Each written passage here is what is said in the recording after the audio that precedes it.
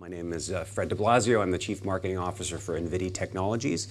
And what we do is we work under the hood and we allow advertisers to target customers to the set-top box level.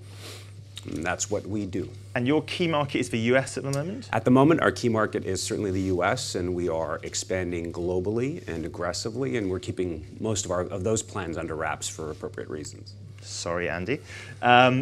Give us a sense of the States then. So we talked a bit about it earlier. What are the most advanced deployments? How much scale is there in the US market? Sure. So at the moment we're under contract with 68 million homes in the United States.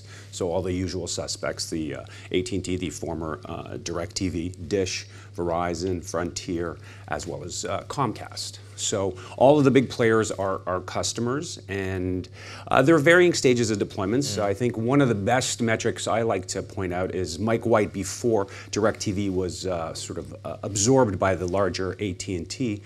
Mike White was on the record saying Addressable TV had taken his ad business from about $250,000 and in the ensuing 4 years to a business that was well over $1 billion, and that's, you know, in a public statement. I like to point to that as the impact that Invidi's had in the addressable marketplace in the United States. So 60 million households, obviously many other households still to go. What's the barrier to deployment in those other households? Well, I think the barrier is always, when you speak to engineers at cable or phone companies, the notion that you're going to be sitting or residing with your 128 KB kernel in a set-top box, which is highly prized real estate, always causes a lot of agitation. You know, typically the engineers like to be the ones who find the technology and sort of put it in front of marketers. We sort of did that a bit in multiple ways. We've definitely hit the advertisers and the marketers, not always through the engineering approach, and so that caused some flux in the system initially.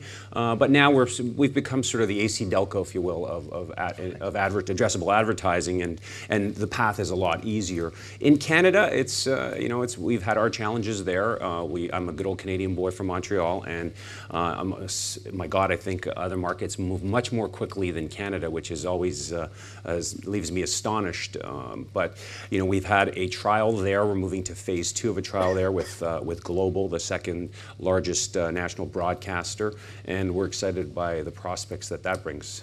So when you're looking internationally, what do you look for in a market to determine whether it's an attractive market for Invidi, for addressable? Yeah, so I think there's a couple of elements. One is an appropriate interest in the technology that drives addressable, the fact that there's a sizable TV advertising market, and you know, the data piece. The data piece is one that I think a lot of people forget. We're fortunate by working in the United States. There is so much data to be able to match and sort of close the loop, if you will. In other countries globally, that's presents a few more challenges, Canada being one of them as well, even though it's right next to the big brother.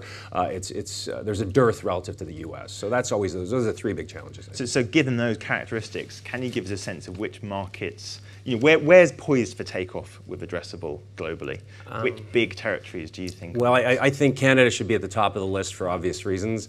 But there, you know, here in Europe, we're working closely with our friends in Belgium and having some significant success and driving the yardsticks on that in that country pretty aggressively. Obviously, we continue to see the UK as a sort of a natural extension, though there's some entrenched players here, so that it certainly provides us with additional challenges. But the usual suspects. I mean, if you look at the top 40 OECD countries and you look at TV ad spend, you kind of get a quick view as to where you'd be placing your bets. And quick question, so one of the barriers that people often cite is lack of platform level access to inventory. You have to find a way to match set-top box data with ad units for addressable to really work. And in lots of markets, that's deeply problematic. It is. The data piece is truly the biggest question mark. What we're noticing, though, is that a lot of providers are, using inferential algorithms to assist with that. So you take a smaller sample and start to blow it out. But I think what we're seeing is everyone is coming to the party armed with additional data, and now it's the ability to ingest all that data and turn that data into information that we can act upon, be it advertisers, programmers, or MVPDs for that matter.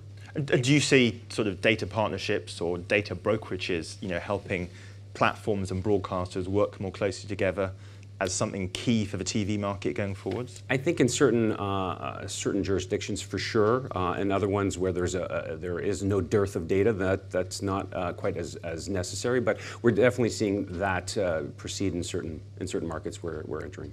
And a quick question about uniformity. So across your 60 million US households, is it essentially the same addressable offer across all households, or is it very different net by net? Every operator really has, we've got 4 different products, whether it's MASO or aggregation, and what we find is every MVPD has a different approach. Their ad sales teams have a very specific view on what they want to push versus another one of our products. So we're agnostic, frankly. I mean, the best part of what we do is being able to point to the case studies that show, incredible success. We can use, for instance, there's an American truck manufacturer who was looking for a 3% lift through the use of addressable.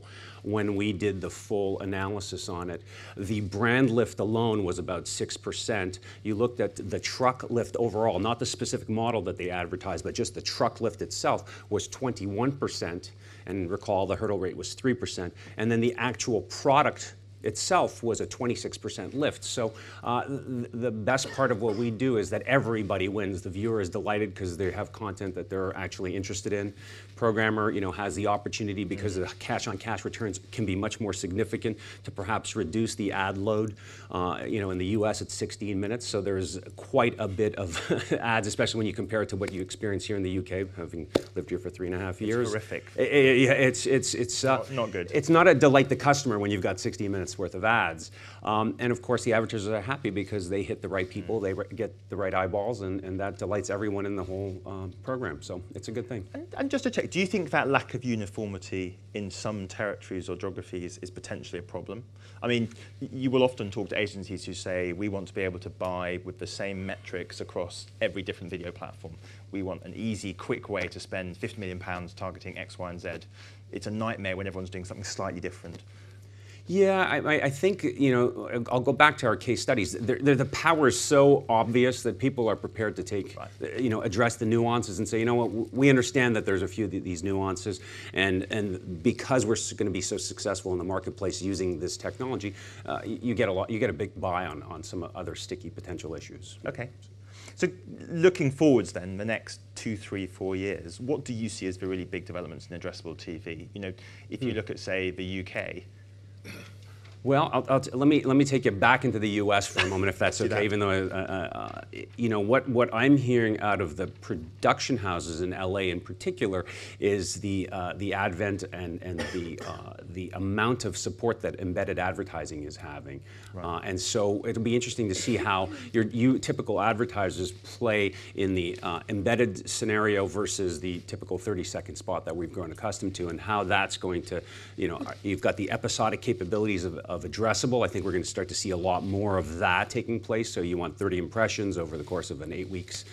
Well, the first, maybe 10 are just the introduction of a new product, and it's the attributes of the new product, and then you've got the last 5 or 10 impressions where it's really very much a call to action, and how that plays into the embedded piece will be an interesting place to sort of play. And one quick question, what does it mean for agencies? I mean, famously, we've seen some specialist agencies being spawned within the larger groups to handle addressable. Do you think we're going to see more of that?